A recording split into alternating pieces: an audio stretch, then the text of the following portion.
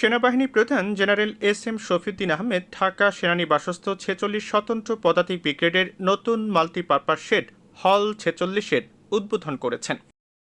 বৃহস্পতিবার উদ্বোধন হওয়া মাল্টিপারপাস শেডটি জাতীয় ও সেনাবাহিনী পর্যায়ের বিভিন্ন অনুষ্ঠান সহ যেকোনো দুর্যোগপূর্ণ আবহাওয়ায় প্রশিক্ষণ ও অন্যান্য প্রশাসনিক কার্যক্রম পরিচালনার জন্য ব্যবহৃত হবে।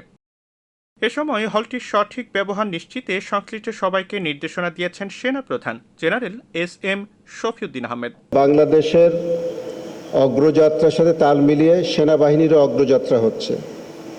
আমাদের উন্নয়নের আজকে যে এতদিন 46 ব্রিগেডের কোনো মাল্টিপারপাস শেড ছিল না, এখন হলো, তো এটা এক ধাপ আগালো উন্নতি।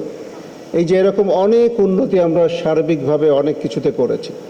এই অনেক ক্ষেত্রেই আমাদের যে এখন যে উন্নতি আমরা করেছি সেটা সম্ভব হতো না যদি না বাংলাদেশ স্বাধীন হতো।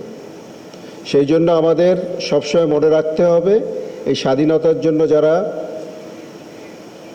আত্মত্যাগ করে গেছে, যারা অবদান রেখে গেছে, তাদের কখনোই ভুললে হবে না। গুণীর গুণগান না গাইলে গুণী তৈরি হয় না। এদিনের এই উদ্বোধনী অনুষ্ঠানে বাংলাদেশ সেনাবাহিনীর চিফ অব জেনারেল স্টাফ, সেনা সদরের ঊর্ধ্বতন সামরিক কর্মকর্তা, ৪৬ স্বতন্ত্র পদাতিক ব্রিগেডের কর্মকর্তা, জেসিও ও অন্যান্য পদবীর সেনা সদস্যরা উপস্থিত ছিলেন।